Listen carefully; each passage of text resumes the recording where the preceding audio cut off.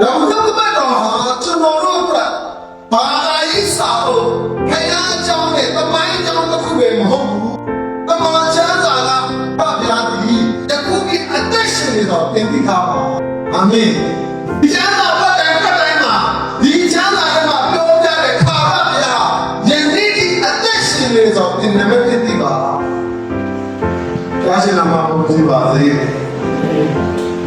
သူပြောထားတဲ့စကားတွေအားလုံးလူသားတွေအားလုံးပြောတဲ့စကားတွေဖြစ်တယ်။လူချို့နဲ့ဆိုင်ရာလူသားအားလုံးပြောဖြစ်တယ်။ဒီကမှာကျမ်းစာထဲမှာတဲ့လူကိုလွတ်ခိုင်းတဲ့အရာတွေနားပါရှိတယ်လို့ဘုရားကိုယ်တိုင်ကလွတ်မင်းတယ်လို့ပြောတဲ့စကားပုံများတယ်။ဒီကမှာကျမ်းစာထဲမှာတော့လူကိုလွတ်ခိုင်းတဲ့အရာတွေရှိတယ်လို့ဘုရားကိုယ်တိုင်ကဘာလို့လဲတော့ပြီးငါ့ကိုတော့တော့တိုင်းတော့ဒီလိုပြောလေကဲမစွန့်တော့သူဒီစွန့်တာကိုကျွန်မစရာကောင်းတာတော့ကောင်းတာကိုရမှာကရမယ်မှာကဘုရားတယ်ဘယ်ရားတော့သူနေသူနေကတော့စိတ်နဲ့တို့ဒီလေးတိုင်းကိုလည်းခွဲနေတူကြမယ်အဲ့တော့တော့ဖြစ်စီမှာဘူးလေတရားတော်ကြီးအဲ့ဒီကမှာချမ်းသာဟာလူကိုလွတ်ခိုင်းတဲ့စောင့်တဲ့တော်ကသူကဘာလို့လွတ်ပြီးနေလို့နားပါဖြစ်ပြီးတဲ့တမန်ချမ်းသာဖြစ်တယ်။အာမင်။ဟောတဲ့ကောင်းတယ်။ဆိုတော့ဒီတမန်ချမ်းသာဟာတဲ့လူသားတွေအားလုံးကပြီးဆုံးတဲ့မျော်လင့်ကြတမန်တရားဆိုတဲ့တမန်ချမ်းသာထဲမှာပြည့်ရချင်တဲ့ရှိတယ်။လူတွေမျောလင့်ခြင်းကိုဖြစ်စေတမန်တရားဒီတမန်ကျမ်းစာထဲမှာပြည့်ရှံနေရှိတယ်ကျွန်တော်လူသားတွေနေ့စဉ်လိုအပ်ချက်တမန်တော်လိုအပ်ချက်အရာရာတော့လိုအပ်ချက်ဘယ်နေရာမှမဆိုမျောလင့်နိုင်တဲ့မျောလင့်ခြင်းဒီတမန်ကျမ်းစာမှာလုံလောက်တာမကောက်ဘလိုပါရှိလဲပြည့်ရှံရဲ့ရှိတယ်အဲဒါကိုချစ်တော်တမန်မိတ်ဆွေတို့သင်ဟာတမန်ကျမ်းစာကိုဘယ်လိုမျိုးစိတ်ထားနဲ့ကန်ထားလဲဒီနေ့တမန်ကျမ်းစာကိုဘယ်လိုစိတ်ထားနဲ့ဖတ်လဲသူများကိုဟောဖို့ပဲလားပြောဖို့ပဲလားသူများကိုအသိရှာဖို့ပဲလား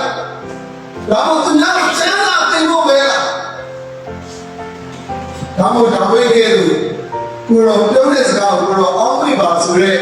နောက်တစ်ပတ်တော့မျောလင့်ခြင်းပိုးစားခြင်းဖြင့်တမန်ကျမ်းစာကိုကိုယ်အတွက်နေ့လိုပဲကောင်းတဲ့စာအုပ်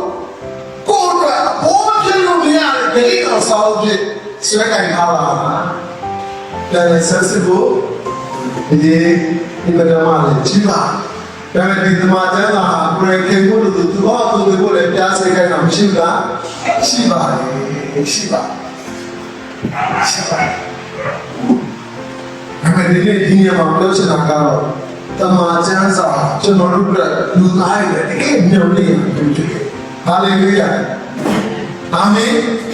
ဒီတမန်ကျမ်းစာတို့လူသားတွေကတကယ်ကို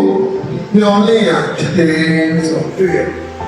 နော်အင်မတန်မှဝမ်းသာစရာကောင်းတယ်တော့ဒီမှာရှိတဲ့ယုံကြည်သူတွေရဲ့သက်တာကိုသူတို့တင်ဆက်စေရ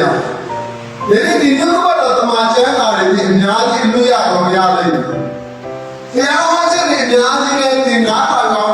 လိမ့်မယ်ဘယ်ဆက်တော့ဘယ်လိုဟောလဲဆိုတော့သင်သိကောင်းသိလိမ့်မယ်ဒါနဲ့အရေးကြီးတဲ့မိကုံတစ်ခုမေးချင်တယ်ဒီနေ့သင်ရဲ့အသက်တာထဲမှာတမန်တရားအဖြစ်အပေရာကိုမျှော်လင့်နေပါသလဲဒီသင်ရဲ့နှလုံးသားထဲမှာဘုရားစကားအဖြစ်ဘာကိုမျှော်လင့်ရရှိပါသလဲအဲ့ဒါအရေးကြီးဆုံးဖြစ်ပါတရားဟောတဲ့ဘယ်လောက်သိဘာမှကျမ်းစာအကြောင်းကိုဘယ်လောက်ပဲသိချင်းဒီမှာအကျိုးအများကြီးရှိပါတယ်ဒါပေမဲ့ဒီနေ့ကျွန်တော်မင်းကိုအဲ့ဒါချက်လင်းနေတယ်လို့ခံယူတယ်အဲ့ဒါကဘာလဲဆိုတော့နှုတ်ဘက်တော်အားဖြင့်သင်ပါကိုမျှော်လင့်နေပါတယ်သင်ပေါ်ရတယ်